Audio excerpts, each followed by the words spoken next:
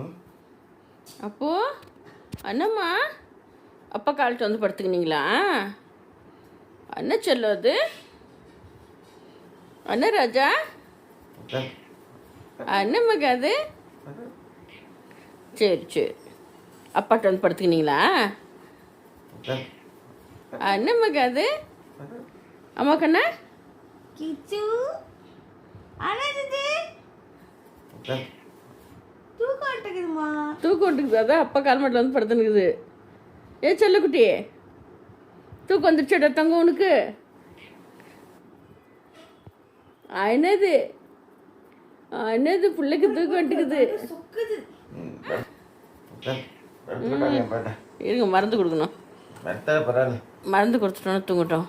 நீ படுத்துக்கோ, நீ அப்பாக்கிட்ட செல்லத்துக்கு மருந்து கொடுக்கணும்.